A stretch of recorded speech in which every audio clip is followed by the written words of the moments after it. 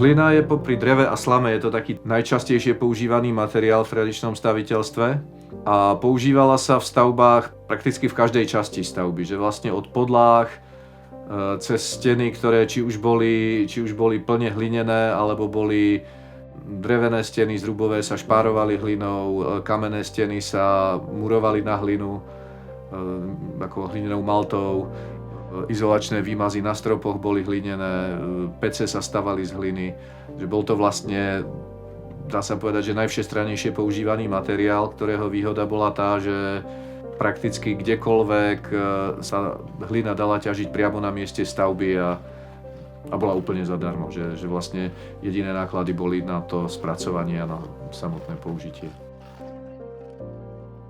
Vlastne úplne najjednoduchší spôsob úpravy podlahy to bol vyslovene len terén, ktorý sa nachádzal na mieste stavby a postupne tým, ako sa stavba používala, fungovalo sa v nej, tak sa tá zem ubila, stvrdla, prípadne sa tam vyplňali nejaké diery, ktoré sa tam časom vybili a že bola to taká ako neupravovaná podlaha, ktorú nachádzame väčšinou v nejakých hospodárskych alebo sezónnych stavbách. Treba práve v týchto kolibách je typické, že tam, keď bola koliba postavená na svahu, tak aj tá podlaha vnútri zachovávala svahovitosť, že bolo vidieť, že nejak sa s tým nehrali, neupravovali to. No ale bežne v obytných domoch už hlinené podlahy boli čiastočne zvýšené oproti vonkajšiemu terénu, vyrovnané. Bola tam väčšinou z takej ilovitejšej hliny, ktorá sa menej otiera, bola akože zadusaná tá vrstva. A na takejto hlinenej podlahe fungovanie alebo život na nej prebiehal takým spôsobom, že každodenne sa hlinená podlaha musela navlhčovať, aby sa nepresušila, lebo keď sa presuší hlina, tak sa mrví, práši. Takže bolo to pravidelné navlhčovanie a v pravidelných odstupoch, no kedysi sa to robilo raz za týždeň, ale to bolo v časoch, keď početná rodina v tom priestore neustále sa pohybovala, tak raz za týždeň sa povrch hlinenej podlahy zamazával krajovským lajnom, čo vytvorí taký veľmi pevný, odolný film. Istý čas je odolný proti odieraniu.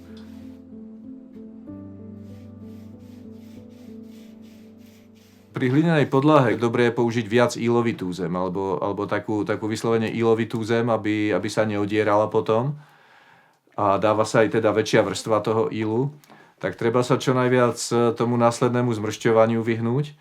Takže nedávame tam veľmi mokrú tú hlinu. Že najlepšie je taká fakt, ako sa nakope, taká mierne vlhká, tak tú tam navoziť, nafúrikovať potrebnú vrstvu, samozrejme o nejakých 8 cm vyššie, lebo sa ubije, 80 cm. A následne sa tá zem ubíja veľmi jednoduchým ubíjadlom. Je to vlastne drevený klad, taký pomerne ťažký, na ktorý sa z boku pribijú dve žrtky, ktorými sa tá zem utlká. Niekoľkokrát sa tá zem utlčie, vždycky po utlkaní ju dobre nakropiť vodou. Samozrejme hneď po nakropení sa hneď ubíjať nedá, lebo sa začne o to ubíjadlo lepiť, ale keď to trošku tak vsiakne, obskne povrch, tak znovu ďalej doubíjať. Keď už sa zdá, že ten povrch je ubitý, tak ju treba niekoľko dní nechať postáť, kým nezačne schnúť, to vidieť, že sa tam začnú robiť zmršťovacie trhliny. A ako náhle sa spravia zmršťovacie trhliny, tak je dobre zase tú podlahu nakropiť a ubiť. A tento proces sa opakuje, až kým sa trhliny neprestanú vytvárať. A tým pádom je podlaha prakticky pripravená na používanie, že buď teda ju zase tým krajovským lajnom zatrieť, alebo existujú také akože moderné metódy, že nejak lanovým olejom sa to niekoľkrát natiera, že vlastne potom vznikne povrch, ktorý sa už vôbec neotiera, dokonca tvrdí sa, že takáto podlaha sa dá aj zmývať, ale negatívna moja skúsenosť s takouto podlahou je tá, že sa tam strašne ťažko poškodenia opravujú. Hlina ako materiál naozaj sa nachádza temer kdekoľvek, že dôležité je, aby to nebola hlina nejaká humusovitá, v ktorej sú nejaké organické časti neprehnité, že taká ornica nie je vhodná. Tá keď vyschne, tak sa tiež rozpadá. Nie sú vhodné ani také nejaké nivné, treba nejaké zatápané terasy pri potokoch, podmáčané, ale z takého nejakého mierneho svahu vysušovaného ílovitá zem prakticky vždy je vhodná. Dobré je, aby v nej nebolo veľa kamenia, že to, síce dá sa to spraviť tak, že sa tá zem vysuší, preoseje a už je použiteľná, ale ak je možné nájsť priamo ložisko, v ktorej tie kamene nie sú, je to výhodné, že táto činnosť odpadá a hlina priamo hneď po nakopaní sa dá aj použiť. A veľmi dôležitý je tam ešte pomer ílovitej a pieskovej časti. Moja skúsenosť je, že na hlinenú podlahu je taká ílovitá zem dobrá. Ale na akékoľvek ďalšie činnosti, že trebárs na murovanie alebo na špárovanie, nebodaj na hlinené omietky, ktoré sú asi najcitlivejšie na to, tak tam v tej hline musí byť dosť veľký podiel pieskovej zložky, lebo samotný íl, on síce je veľmi dobré pojivo, že keď vyschne, vytvorí veľmi tvrdú, kompaktnú hmotu, ale pri schnutí sa veľmi výrazne zmršťuje. A to zmršťovanie znamená, že pri schnutí teda hmota hlinená praská, ale niekedy to praskanie môže prejsť až do takého štádia, že vlastne rozpraská tá hmota na jednotlivé bloky, ktoré sa od seba oddelia. Čiže tá omietka môže úplne opadať. A tam je práve dôležitá piesková zložka, ktorá má funkciu plniva. Také tie dedinské hliniská, kam si chodili všetci z dediny kopať hlinu, tak to boli práve miesta, kde sa už na mieste nachádzala hlina v tom správnom pomere. Hlina ako materiál bola veľmi dôležitá aj pri murárčine, pri murovaní z kameňa. To hlinené spojivo je taký základný znak vidieckej alebo ľudovej architektúry. A okrem teda tých kamenných múrov spájaných hlinou, tak ešte nachádzame v menšej miere aj nasucho stavané kamenné múry. A nasucho stavaný kamenný múr väčšinou buď šlo iba o nejaké také spevnenie teras v teréne, alebo boli to teda také menšie, nižšie stavby, ale veľmi častý bol práve pri drevených stavbách, pri zrubových domoch, tie podmurovky, alebo neboli to ani podmurovky v skutočnom zmysle, boli to viac menej výplne toho priestoru medzi zemou a zrubom. Keďže zruby boli stavané na 4 rohové kamene, na ktorých bola celá váha stavby, tak tie voľné priestory sa vlastne len na sucho založili alebo zamurovali kamením, čo malo jednu veľkú výhodu, že vlastne po tých vzduchových medzerách, ktoré medzi kameňmi ostali, tak nemohla vzlínať žiadna vlhkosť. Že čo sa týka izolácie proti vzemnej vlhkosti, tak ten suchý múr bol oveľa výhodnejší, ako keby to bolo na tú hlinu alebo na nejakú maltu vymurované.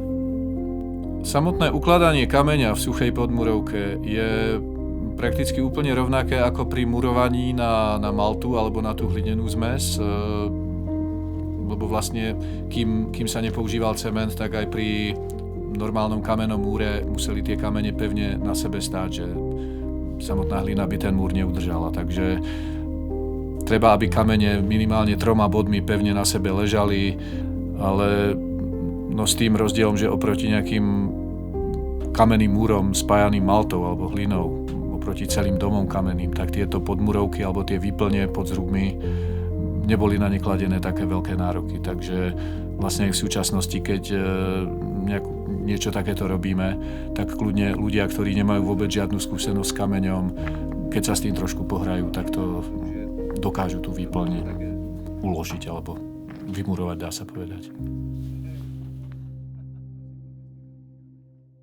Výmazy stien, na rozdiel od hlinenej podlahy, sú tam požadované iné vlastnosti, takže nepoužívame už takúto ílovitú hlinu, ale aj s tou pieskovou zložkou a aj s tým organickým materiálom. Takže keď sa, povedzme, zrubová stena, keď sa začne vymazávať, že sa vlastne najprv len vyplňajú špáry, tak do tej špáry je možné do hliny primiešať aj väčšie kusy slamy, také kľudne aj 10 cm, ktoré tam pôsobia nielen ako nejaké zateplenie, ale aj ako armatúra, že vlastne aj pri vzniku zmršťovacích trhlín tie jednotlivé kusy previažu.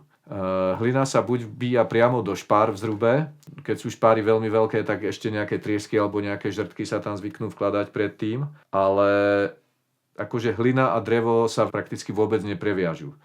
Že tá hlina tam drží buď tvarom tej špáry, alebo ak sa do nejakých puklín vtlačí, ale inak ju tam veľmi nemá čo držať, takže v určitých prípadoch, keď sa dá predpokladať, že to špárovanie vypadne, tak tam treba buď vbiť kolíčky, alebo spraviť tam nejaké záchytné body pre tú hlinu.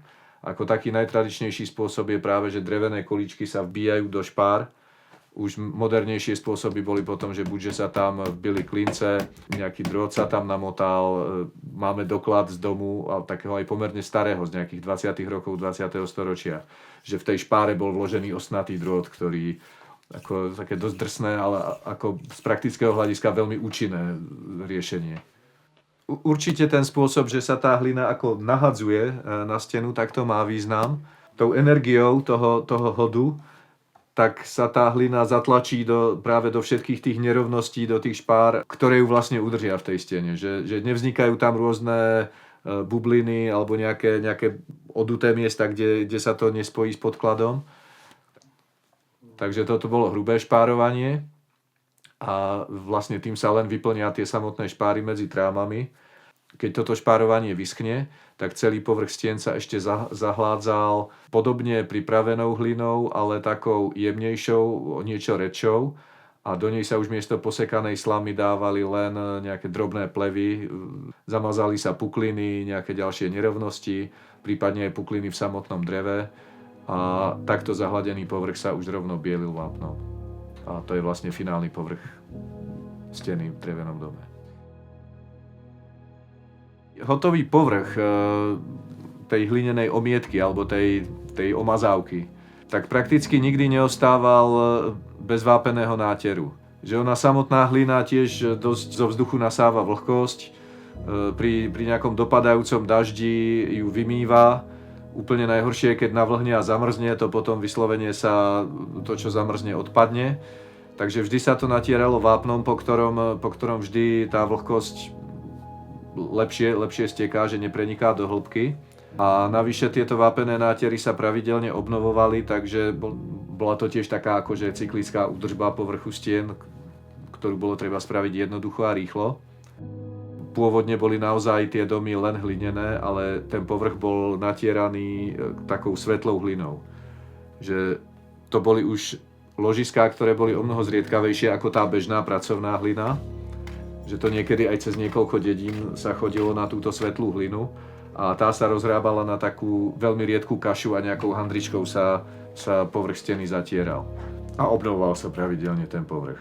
No a niekedy, možno na prelome 18. a 19. storočia sa začali stavať takéto dedinské vápenky, že začalo sa to vápno aj vo vidieckom prostredí používať. A pre tých ľudí to vtedy muselo byť úplne niečo nádherné, keď tie domy dovtedy mali taký žltohnedý, taký vlastne splývajúci s krajinou výzor a zrazu tie domy boli biele, že žiarili. Takže to muselo byť taký obrovský pocit takého niečoho pekného, čistého, ten vybielený dom. No a postupne od 19. storočia sa do vápna začali pridávať aj nejaké pigmenty, že vlastne tie domy neboli už len biele, ale mali aj iné farby. Vo veľmi veľa regiónoch bolo typické pre ľudové staviteľstvo modrá farba.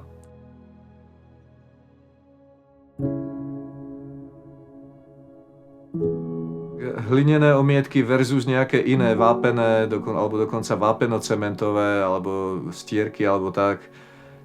Samozrejme to, čo pri všetkom. Je to autentický materiál, práca s ním je súčasťou nášho kultúrneho dedičstva, ktoré treba zachovávať a rozvíjať. A z toho praktického hľadiska hlina a drevo sú dva materiály, ktoré ich vzájomná interakcia je taká, že to drevo hlina chráni. Že hlina v prirodzených podmienkach atmosférických má o niekoľko percent nižšiu vlhkosť ako drevo, čiže drevená stavba, ktorá je omazaná hlinou, tak tá hlina neustále z toho dreva odvádza vlhkosť a vyparuje ju do atmosféry. Takže drevené konštrukcie, ktoré sú omazané hlinou alebo sú pod hlinou a sú tam aj niekoľko storočí a odkryjeme ich, tak pokiaľ do toho nepršalo, že tam nebola nejaká trvalá vlhkosť zvonku zatekajúca, tak to drevo je v nezvyčajne dobrom stave.